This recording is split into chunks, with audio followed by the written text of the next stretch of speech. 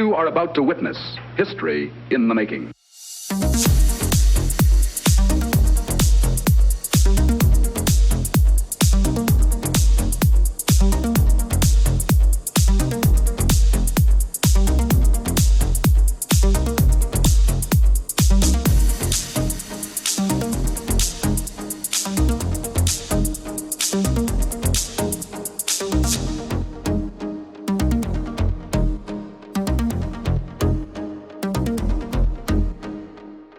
Hello, good morning, good afternoon, good evening, and welcome to the Pop Culture Gamers podcast. This is show number 106.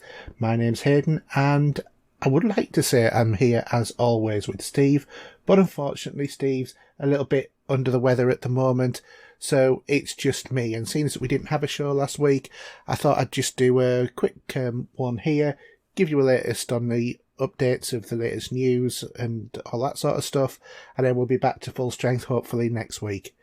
So just give you an update. The reason why we didn't have last week's show is I've had some family stuff. My mother-in-law's not been very well. She's currently in hospital, hopefully on the mend, so that's why the show was cancelled last week.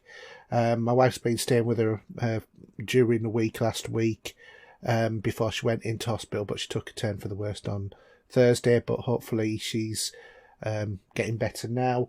Did have a very cold evening at James Cook University Hospital because only one person was allowed to stay in with my mother-in-law and while she was in A&E, and I was sat outside in -3.5 degrees, so that was a bit cool for 3 hours. It was sat out there, but I didn't want to sit in A&E reception just because I didn't want to expose myself to possible COVID, as I'm sure all of you guys would probably be appreciative of as well. Otherwise, I've done a little bit of an upgrade on my PC. I've had a nice little addressable RGB bracket. Only problem is it's not quite working the way I want it to at the moment, and I need to just get a little adapter cable so that it can go into my iQ Commander Pro thing that's in my case. So hopefully when that arrives it'll look really, really cool. What I'll do is I'll post some pictures on Twitter and YouTube once I've got it going, and I'll send a link out for where I got it from, because it was from eBay and it looks tremendously good. I wanted something addressable. The last bracket I had, it really didn't do it, and this one also nicely covers over all of the stuff that I've got going on in the PCIe slots on my machine, so it looks really, really cool. Anyway, that's it. A really, really short intro for this week, so we'll go straight into Gaming This Week. No longer a dream, but a reality.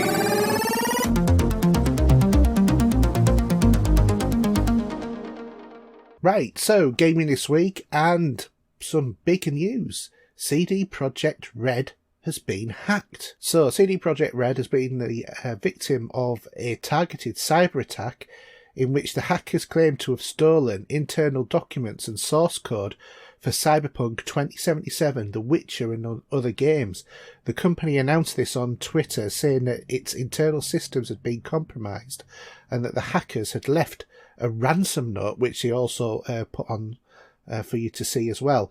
The ransom note, as I said, was released to the public, which stated that the hackers would dump full copies of the source code for Cyberpunk 2077, Witcher 3, Gwent, and the unreleased version of Witcher 3, which would be interesting to see what that's like. Presumably the next-gen edition coming later this year. According to CD Projekt Red, devices on its network had been encrypted and have been restoring their IT infrastructure and data through some backups. The company announced that we will not be giving in to the demands nor negotiate with the hackers, but being aware that this may eventually lead to the release of compromised data. CD Projekt Red said, to the best of its knowledge, the compromised systems didn't contain any personal data of players or users of their services. So this has come not long after the announcement that Tesla recently revealed that its new cars can run Witcher 3 via an embedded 10 teraflop gaming rig. So that would have been absolutely perfect for me the other night if I'd have been sat outside in the car as I was outside James Cook Hospital, because I could have been having a bit of a go on Witcher 3, but unfortunately I don't have a Tesla. The company also issued a hotfix for Cyberpunk 2077 recently, which squashed a vulnerability that could make PC modders vulnerable to malicious attacks. So they've been doing, stuff to stop malicious attacks, but unfortunately become the victim of one themselves. Other news, there is the Hitman 3 February roadmap in the initiation protocol. Some of these have already gone, unfortunately, but that's just the way it is. There's the Guccio Antiquity, which is a deluxe escalation protocol, and from there you'll be able to get the Guru suit and the Guru's pen and syringe MTIC, and some other stuff. That's available from February the 23rd. There is the Prolof Parable, which is another deluxe escalation protocol, also available from the 23rd. And there's deluxe items in there of the White Shadow, Custom Stinger 3000 and a White Katana. From the 4th of Feb, 4th of Feb, there's the Baskerville Barney, which is an escalations, and the Sinbad Stringent from the 18th. There's the Deceivers from the 26th of March February to the 8th of March, and then Kind of Funny Dartmoor featured contracts on the 23rd, and from the February the 11th, a Dubray featured contract. There's also a game update due on the 23rd as well. So Epic Games also recently, say Epic Games also, IOI Interactive, nothing at all to do with Epic Games, but Epic Games has also been showing tech behind their Unreal Engine, the MetaHuman creator, which is a character creator, and I have to admit, after looking at this, it looks absolutely amazing with high fidelity and quality, and there's a free sample available as well, so if you like messing around with Unreal Engine, then you'll be able to download the free sample and have a go with it yourself. In terms of new releases, we've got a few. I'll go over the last week and for the next week because there's not that many coming for next week. So there is Scarlet Hood and the Wicked Wood on PC from the 10th of the 2nd. Death Crown, PS4, Xbox One and Switch on the 11th of the 2nd. Little Nightmares 2 on PC, PS4 and Xbox One and Switch on the 11th of the 2nd. Rover Wars on Xbox One on the 12th. Galgun Returns PC, Xbox Series X, Xbox One and Switch on the 12th. 30XX on the PC on the 17th, and King of Seas on the PC, PS4, Xbox One and Switch on the 18th. In terms of subscription games, there are some ones for Twitch/Prime Gaming. So there's Spinach, which is a descend into the world of a bubbling psychedelia, transcending the material realm and embark on a quest to rescue mission offspring in your future formers, Spinach. Or Spinch, sorry, not Spinach. My mistake. There's Stealth Bastards Deluxe, which is basically a tactical espionage sort of game where you make your way through a high-tech facility that appears to exist only there to kill you. Monster Prom Hot Seat, which is an indie dating sim game and gives you up to 3 other players 3 weeks to raise your stats, seduce a classmate and get the date for the Monster Prom. There's Swim Sanity, which is a couch party edition. It's an underwater shooter featuring a variety of weapons and power-ups with 8 action-packed game modes and couch co-op. Table Manners, which is another dating simulator. Algo Bot, which is a maintenance droid on a massive pan-galactic colony ship, and it's up to you and your cranky boss pal to save the crew who are sleeping from the cold, suffocating to death when a routine cycling job goes very, very wrong. Sounds a bit like Red Dwarf, really. Cyberhook, which is parkour skills and high-tech grappling hook to speed your way through a retrowave game world, manipulate time and abuse physics and blasting enemies as you go. And there's also Little Big Workshop, which is grow and manage a magical factory filled with diligent workers who can create anything you want, from rubber ducks to drones, electric guitars, and a lot more. On Epic Games, right now, and available until the 18th of Feb, there is Holocron 6, and then from the 18th of Feb to the 25th of Feb, there is Absolute Drift and Rage 2. So if you're into, I think it's Bethesda who produced Rage, if you're into that, then you can have a go from that one there. Excuse me. Gaming this week, I've been doing a little bit more of the old LucasArts sort of graphic adventure video gaming, and I've been playing Full Throttle Remastered, which was released by LucasArts and designed by Tim Schafer. The plot revolves around the lead character Ben and his bid to stop the hostile takeover at a motorbike company following the death of its CEO. He's framed for murder, and on the trail of the mastermind behind it all, Ben traverses an open world or open road to meet colourful characters and solve a host of puzzles. The game is obviously a point-and-click style adventure with numerous puzzles to overcome and to save the motorbike company from takeover and prove your innocence. The game isn't massive, but there's an adequate number of areas to entertain and puzzle over the 2 to 3 hours completion time. Unlike Monkey Island and Day of the Tentacle and other games in the genre, the game is much more sort of focused on the and direct in terms of its delivery, making it feel more in keeping with the no-nonsense, testosterone-driven lead character of Ben. There are some truly memorable moments, including the getting across landmines by the sacrifice of bunnies and other amusing sort of solutions to games, and 1 or 2 whimsical achievements in there as well. Overall, a game of its genre. If you like the LucasArts sort of point-and-click adventures, this one's not really going to disappoint you at all. It's very much in the sort of theme of all of the other ones. So, yeah, I would certainly give it a look. I think it's available on Game Pass at the moment, so you can play it on PC or Xbox One. Definitely worth a look. I think it's also been given away at some point as a A plus game. So there's lots of ways that you can actually play that one as well. And I don't think it's too expensive either.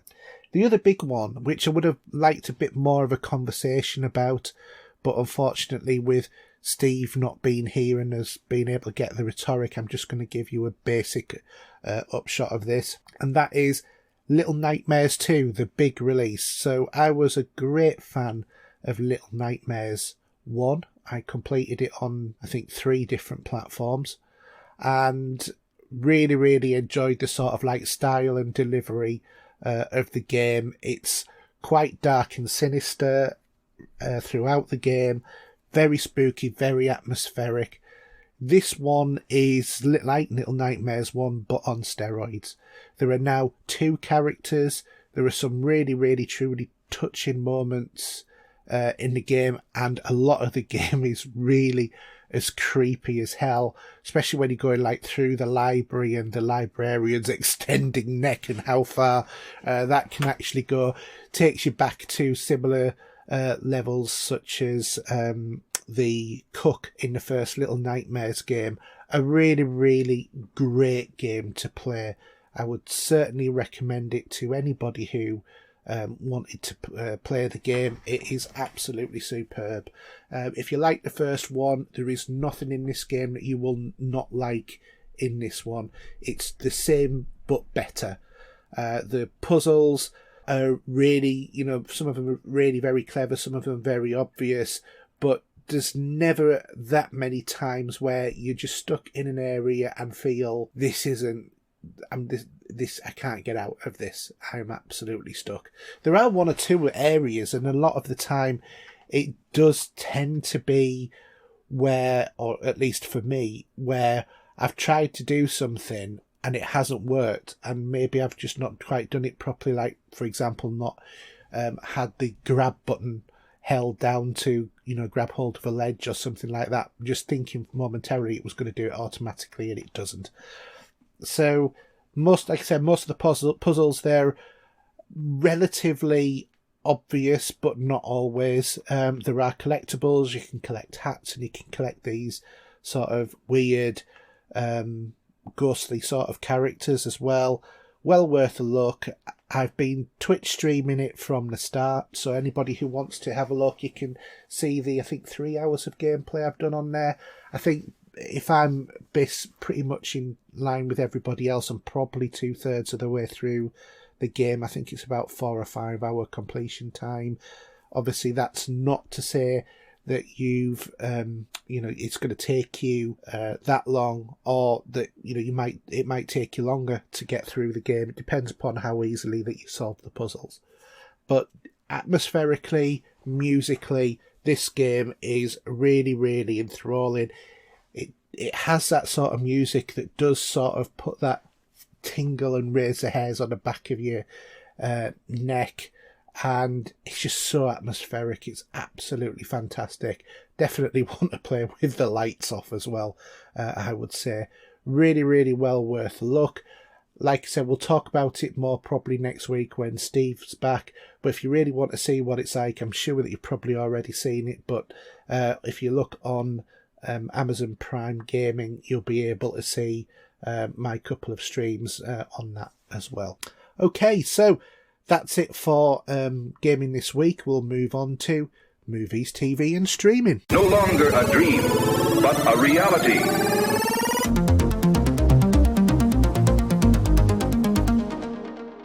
Okay, so movies, TV and streaming, and we've got some news here. So the CW network has renewed a number of shows as it firms up what it's going to be having for 2021-22 season and what that's going to look like. As the network plots to return to business as usual during the pandemic, the CW network has picked up a number of series for additional seasons. These include Walker, All-American, Batwoman, Charmed, Dynasty, The Flash, In the Dark, Legacies, Legends of Tomorrow, Nancy Drew, Riverdale, and Roswell, New Mexico. 5 of these, Dynasty, The Flash, In the Dark, Legends, and Roswell, have yet to premiere for this season. I don't know if anybody's seen the new Batwoman, but I'm not overly impressed. However, that's not to say that it's any worse than the last season. I don't think it could have got much worse, but that's how it is. That only leaves the first year shows for Superman and Lois, which I've got to admit I wasn't interested in this, and I am seriously getting into what they might do on this show. The more of clips of that I've seen of it. There's Kung Fu, and there's also The Republic of Sarah, which has also yet to debut. It's also ordered 2 additional episodes of Superman and Lois for a total of 15 this season, and 5 more episodes of Walker, bringing its tally up to 18. What's really interesting, I think, is this newer trend where American TV shows used to be about 25, 26 episodes, then went down to the mid-20s. Some of them are now going as low as the British ones of about 6 episodes. The new WandaVision only has 9 episodes that are scheduled for it. Anyway, just really interesting. In addition to that, Disney and Marvel have released the dates. So Marvel Phase 4 release dates for both the MCU movies and the Disney Plus TV show were also announced at San Diego Comic-Con SDCC in 2019, while Spider-Man 3 was added later due to the coronavirus pandemic. However, all of that's changed, and now Marvel have updated their Phase 4 release notes due to the shifting nature of theatre openings around the world, and these are subject to change. So, WandaVision, January 15. We know that we're in the middle of that, well, nearly the end of that now. We've got, coming from the 19th of March, is The Falcon and Winter Soldier. Black Widow is now scheduled for the 7th of May. Loki, the TV show, is also pigeonholed for May. Shang-Chi and the Legend of the Ten Rings is set for July the 9th. What If is for summer 2021. Hawkeye series for late 2021. Ms. Marvel, late 2021. The Eternals, November the 5th, 2021. Spider-Man 3, December 17th, 2021. Doctor Strange in the Multiverse of Madness is set for March 25th, 2022. and Thor Love and Thunder May the 6th, 2022. Marvel Phase 4 movies is also, it's unclear whether Marvel will continue working in clearly defined phases, with the already announced Blade and Fantastic Four seemingly part of Phase 5. That being said, they've put the upcoming Marvel movies into a phase as best they can, and they'll start with the movies, then go into the Disney Plus shows. Just also, Black Widow, the first stop for the MCU on a big screen, as I said before, is arriving May the 7th. So, good news that we finally got a release date for that, but the bad news is, with coronavirus, it might move again. Blu-ray and DVD releases, there's some interesting movies here. We have, if my computer didn't suddenly jump to another part of this document, Beyond Reanimator, which is a Blu-ray and DVD. We've got Elysium on 4K Blu-ray, Ender's Game 4K Blu-ray. That's a really good movie with Harrison Ford in there. Mr. Ben, the complete 50s anniversary edition DVD. I had to mention that. I grew up on Mr. Ben. It used to be fantastic. Real bit of nostalgia there for all of you guys who are around your 50s. On February the 15th, we've got Batman Soul of the Dragon on Blu-ray and DVD. And also there's a minifigure in Blu-ray version as well. There's Captain Earth Collection on Blu-ray. There's Maximum Risk with Van Damme on Blu-ray. Nowhere to Run with Van Damme on Blu-ray. Pacific Rim Titans of Cult Steelbook 4K Blu-ray. And there's also Van Helsing re-released again on Blu-ray and DVD. In terms of the Blu-ray and DVD charts, at number 5 up from 7 is Tenet. At number 4 up from 8 is Harry Potter The Complete Collection. At number 3, a new entry is A Perfect Planet. At number 2, a re-entry is Black Panther. And at number 1 is a new entry, which is Saint Maud. So the first thing I've been watching is Modern Family, Season 11. This was a season I never got to watch because, unfortunately, what happened was Sky stopped putting it on the catch-up when I got to the end of Season 10. So I finally caught up with it. I thought it was a really good send-off for the 11-season-long show. Some really touching moments on there. The season was a lot shorter than the previous ones from what I remember, but really good send-off for the show. Definitely, if you've ever not seen Modern Family, or you started and then stopped, it is such worth the investment in 11 seasons of that show. Really, really funny. Love the way that they did it. It's sort of like for want of a better term, the Friends of its era, but obviously not like Friends. But you know, the modern comedy, just that, and it hit that note just the way that Friends sort of did when that was released in the 90s. Really, really worth watching. Definitely good. My main thing I want to talk about though is WandaVision. And I can have a bit of a nerd out, seeing as I know that Steve hasn't seen it. So, if you guys haven't seen WandaVision, I would suggest now you watch the very latest episode, which is episode 6, and then come back and listen to the rest of the show and see what I've got to say on here.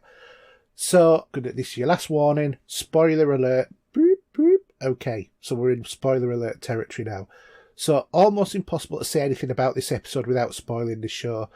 Wanda's reality is breaking down more and more. There is more SWORD, so that's Sentient Weapon Observation Response Division, but pretty much like S.H.I.E.L.D., but a different version of it. Some really great epic references and surprises in the episode, one of which is really epic. The episode is, last week's episode, not this week's. So episode 5 is a sort of Family Ties Full House kind of style. More convinced that this is bringing in the X-Men and Mephisto into the reality. The episode turns it up as it goes along. There's an interesting twist on the Magneto scene from the original X-Men movie for Scarlet Witch. See if you know which one I mean. Don't forget that she is Magneto's daughter as well. Hot off the press, though, is that episode 6 gives a big part to the new character introduced in episode 5, and that character is Quicksilver. But there's a twist. It's Quicksilver from the X-Men universe, not from the MCU. So, as you know, in the MCU, Aaron Taylor Johnson plays Quicksilver in Age of Ultron. He's also killed in that movie. Quicksilver as a character has also existed in the X-Men First Clash sort of era, which his first appearance was in X-Men Days of Future Past, and he appeared in 2 of those movies. The character who appears at the end of episode 5 and is shown throughout episode 6 is the Evan Peters version of Quicksilver, but Scarlet Witch recognises him as her brother still, even though he looks different. And also, it's referenced in the episode. In a matter of fact, it's a reference that why has Wanda recast her brother as a different Pietro? So it's really, really interesting what they're doing in this. They're unifying the 2 versions of the Marvel universe, the X-Men universe and the MCU, together, which is fascinating in itself. And as I said before, I think this is going to be the launch of the X-Men in the MCU, or part of the way it's going to come in. It's quite obvious that Monica Rambeau's going to turn into Photon, or whatever the name of her character is, in the MCU as well. So it's really, really interesting. And also there's some really nice little cross-references, because Evan Peters and Aaron Taylor Johnson also appeared in another movie, which was Kick-Ass, and that is referenced twice in this version of WandaVision. So there's a little nod to the fans in various different ways. There's a lovely moment where Quicksilver says to Wanda, "Where's your accent?" and she gives a rebuff similar to back to him. It's really, really fascinating. It's showing that Wanda is knowing what is going on now, that she's controlling everything quite consciously. Vision, on the other hand, he doesn't like this new universe. He knows something's going on. He doesn't know what, other than the fact that Wanda is controlling things. He has concerns about the people who are in the town of Westview, and he tries to escape. And wow, what a fantastic moment that is as well. So it's normal MCU stuff, the stuff that happens in there. There is something, matter of fact, there's probably 10 or 20 things in every scene of the show that is happening, that if you're not up on your Marvel stuff, it'll go over 99% of people's heads. Even if you are up on your Marvel stuff, which I like to think I am, although I'm not a complete comic nerd, I don't read the comics or anything. But 99% of the stuff would be over most people's heads. A lot goes over my head, and I pick up on things and I have to research it. So it's really, really interesting. I've got to admit, after episode 2 of this show, I was ready to give up on it. I thought, this is just not going the way that I'm enjoying it. And then episode 3 happened, and it just kept my interest going. And I am so glad, because this is really paying off. This is, I've never seen a piece of TV like this ever before. It is something really quite special, I think, in of itself. But how it's relating with the MCU universe, it is aware of itself in the MCU universe, and that in itself is such a strange kind of thing to watch. So really, really enjoyable. If you haven't seen it yet, you've really got to see it. Obviously, I've done a couple of spoilers for you if you had, but I did say spoiler warning. So that's all I'm really going to say about it. There's loads and loads of references. Oh, and Wanda's children are also dressed like their comic book counterparts and have powers as well, the same as the comic book counterparts as well. So it's really, really great, fantastic, love it. If you're into MCU, you're going to love it. Obviously, I know that there's those of you who don't like it as well.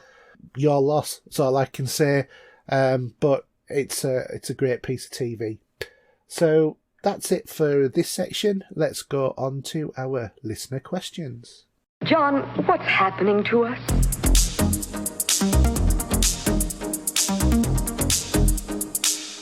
All right, so listener questions, and first one up is Mark with, how long for all of our gaming is from a streaming service? Was Google Stadia just ahead of its time?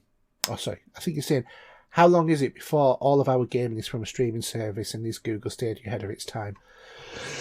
I don't know, Mark. I am not convinced on streaming services. The problem with them is that they just turn up and disappear. We know now that Google is dropping its development, or has dropped its development teams for Stadia, for their in-house development. I think that kind of might show that this is going to go the way of the dinosaur, or the way of online, or on live was a few years back. The infrastructure's not there. We're not ready. Things like Game Pass work well. PlayStation Live works, but it works better with the downloads than it does with the streaming. There is always issues with graphical quality on the streaming. It's just not up there with everything else. So I think we're probably 5 to 10 years away from a stable streaming service, but if anybody could have got it going, I think it would have been Google. The other thing is the big two, Microsoft and Sony. It might be that the next console is not a console, it's just a little box that you plug in peripherals for gaming, but I still think that we'll see the next generation of Xbox out there as well, and a PlayStation 6. Whether or not it gets to a PlayStation 7, I'm not so sure. But interesting to see. My second question is, what's the most annoying thing about gaming today? I think that there are a lot of annoying things about gaming today. The cost of gaming is very high. If you want to keep up with the latest sort of tech, if you want to keep up with the latest games, and the rising cost of games costing on average £70, for the big new releases from some software manufacturers, that's just utterly ridiculous. But what that is doing is paving the way for the indie market. And there's a lot of innovation that's coming from there. There's some really, truly great games that have come from the indie market over the last few years. Senua's Sacrifice being one of them. That was utterly fantastic. It's an interesting sort of time. I think microtransactions always spoil stuff. I think the preoccupation by companies like Microsoft that we all want to play together, and the thing of having multiplayer online has ruined some potentially good gaming points. But I think Sony have it right, because a lot of their stuff is single player, like the God of War sort of games, or the Horizon Zero Dawn, all of that sort of stuff, Death Stranding, all of the games that they've been releasing have all been single player experiences and have all been fantastic. And that's what Microsoft needs to learn. It needs to learn that we don't want to all play together. Some of us are just happy to be given a world created that we can go into and make our own. And that's Microsoft's biggest problem, I think, at the moment. And gaming's biggest problem is this. Most gamers seem to want to fall with it, or most manufacturers or developers seem to want to pigeonhole people into like your Fortnite or World of Warcraft, or all of the other multiplayer platforms that are out there, Roblox, Minecraft, all of that sort of stuff, and inhabit those multiplayer worlds. Not everybody wants that. I certainly don't want that. That's not my playstyle at all. Destiny, Bungie's lost the plot on Destiny completely. Very little interest in that game now, and you know how much I used to play that with Steve We used to always be on it. I can't remember the last time Steve and I played that game together, although I do know that Steve still continues to go online and play it, and I do occasionally, but not very often. So, yeah, I think that that's part of the problem, is this games as a service, and we've seen it's not worked with the latest Avengers sort of game that came out not so long ago. That one was a big flop. The one with Ms. Marvel just didn't work, and the gameplay it didn't work in the way that it should have done. But when you go into games like Destiny, that works better. But I think that they're all starting to show their age, and it needs to go back to single player games. So, next question is from Jason Toon, and he's got a hypothetical question. You've been given an unlimited budget and a top-tier game studio to develop a game for you. So what are you going to make? What genre would it be? And what features would you add to set it apart from the rest of the industry? Wow. Mine would be an epic sci-fi sort of adventure that you could play in multiple ways, that there would be a multiplayer element. I know we just said about multiplayer, but there would be a multiplayer element similar to Elite Dangerous, but then a story that was sort of Star Wars come Mass Effect-ish, where you could affect your version of the universe, and in terms of what happens. So there's sort of like a two-tier kind of approach. There is just the persistent universe. As a matter of fact, by the sound of it, I think I'm describing Star Citizen here. But something similar to that, I would say. But with, lots of narrative, lots of, really great, truly memorable kind of moments, great design, really various different sort of planets to visit, lots of ways of having ships and modifications of those ships, and just so you can be really distinctive within it. And if you go into the multiplayer sort of aspect of it, which would be a side sort of part for when you've completed the main story, or if you just don't want to dip into it, being able to visit like every room in every building, great big cities. Obviously it'd have to be procedurally driven in order to work. I like the idea of if you find somewhere that you can name it on Elite, and bring that into the main part of the game as well, so that the perpetual universe, you could get a credit for discovering a planet, but that would be populated by different aliens, so maybe linking in with some of the different an alien generation system like they have on No Man's Sky, but one where they don't look predominantly similar all of the time. So yeah, that's the sort of game that I would really make, but it'd have to be an epic sort of story like the Mass Effect sort of games and that sort of thing. I think I really like that question. That was a good one. So that's what would set it apart as well, because at the moment there isn't really anything like that. They tend to specialise in one sort of thing or another. Scott Kids has asked, have you ever had a game on one platform, hated it, and then bought it on another platform and loved it? Also, have you ever kept playing due to FOMO, my World of Warcraft, with 6 years split between 20 characters in gameplay? So when Scott is saying FOMO, I believe that he's I believe that he's meaning fear of missing out. I might be wrong. I don't know. But if he is referring to that fear of missing out, I have played a game for FOMO, and that was Fallout 4, and we all know how that worked out for me. It just didn't work out at all. And I gave up on the game as well. In terms of ever played a game on one platform, hated it, and then bought it and played it on another platform and loved it, yes, numerous times. I can't think of a particular example, but I have done that. Sometimes it has been due to the implementation of the game being slightly tweaked on a different platform, And other times, I can't really think other than maybe I was just in a more receptive mood to that game. It was more in keeping with what I wanted to play when I picked it up on a different platform. So, yeah, it happens. It is a real thing.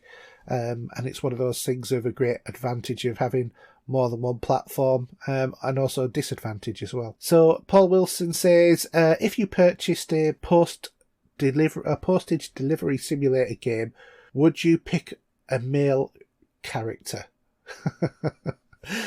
Male spell M-A-I-L. So yes, I would pick a male man as opposed to a male woman.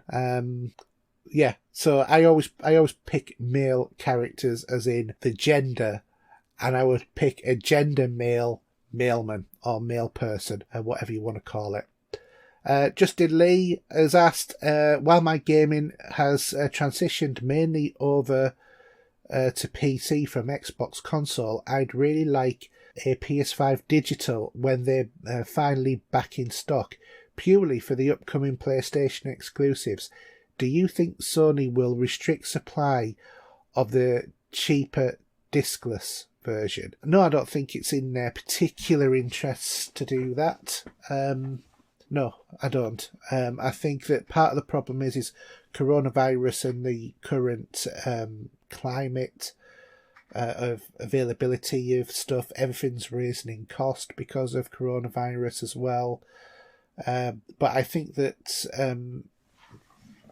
the better deal is the disc version of the console rather than the discless, personally, because you've also then got a 4K Blu-ray player with it as well. So if I was you, I would go that extra mile in terms of the cost, because it's not so much more, and have myself a 4K Blu-ray player thrown in. But it's up to you, Justin. Up to you.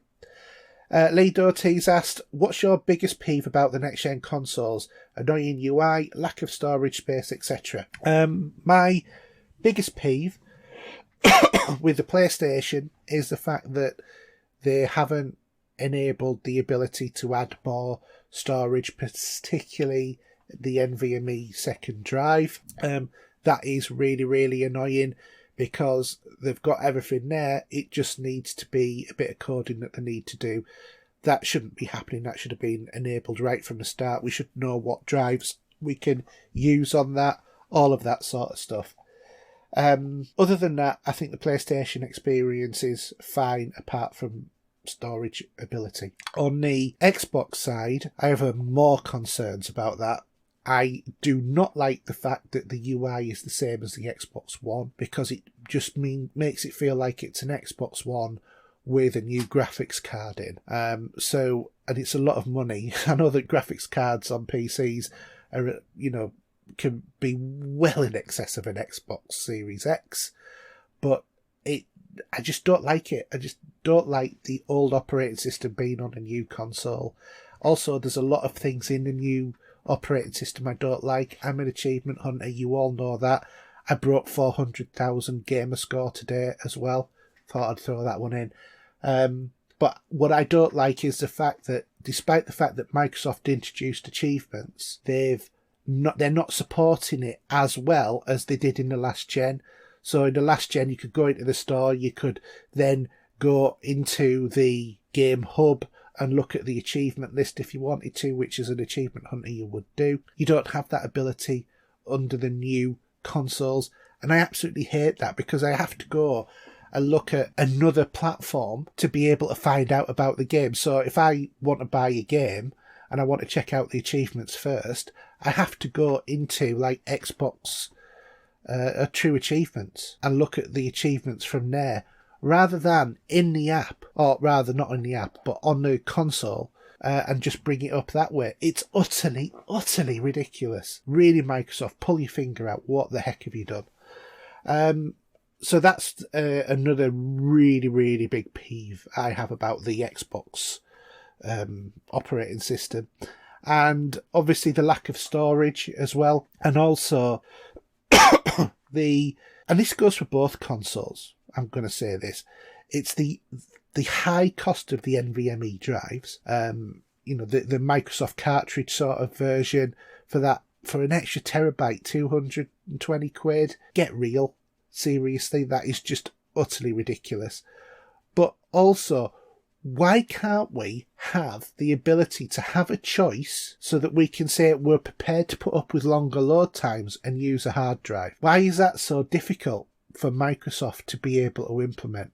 Personally, I don't think it is, because it's no different than to a PC. Not everybody's using NVMe on a PC.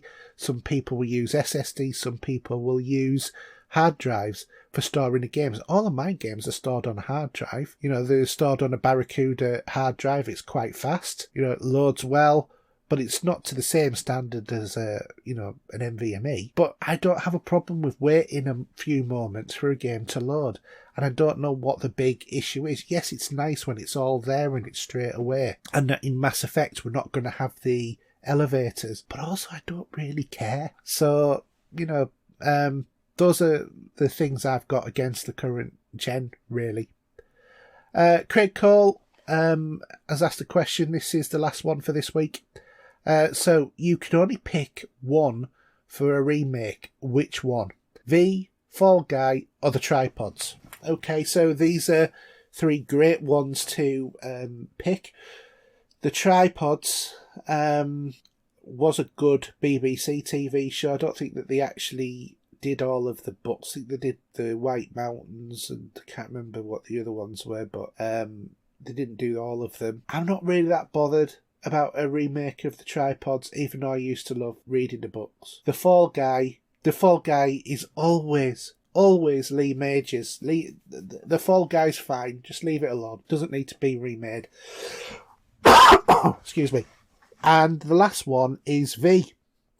Now, V was one of my favourite shows when I was in my mid-teens, I would say. I've got them all on Blu-ray. Absolutely love it. Brilliant. Fantastic. Could it do with an update? Yes, it could. You wouldn't have Mark Singer, although he did turn up in the last episode of the remake of V, which unfortunately was cancelled. But I was kind of getting there with that show, so it's a bit of a shame in a way that it's gone. But I would say let's have a really, really good V remake. That would be absolutely fantastic. Great sci-fi show, got lots of potential. Let's go with that one. Alright, so that's it for this week. A bit shorter than normal. I managed to throw something out, though, that is going to be a bit longer than half an hour, which I originally planned. So I hope you've enjoyed that. Hopefully service will resume as normal shortly. But just in case you want to get in contact with us, you can, for me, just search for HERJ UK on PSN, Xbox Live, Steam, all of the normal, including Amazon Prime Gaming. Or if you want to find me on Epic, it's Pop Culture Gamers. If you want to follow the show, then on Twitter, we're at Pop Culture Gamer. Facebook group is Pop Culture Gamers. If you've got any inquiries, you can email podcast@popculturegamers.co.uk, or you can also visit our website. I forgot we've changed the name of the website, or rather the address of the website has changed because we've moved over to a different host. So the new web address is anchor.fm/popculturegamers. Anyway, that's it for this week. Hope you've enjoyed the show, and it's a good night from me, and it would have been a good night from Steve. So, good night.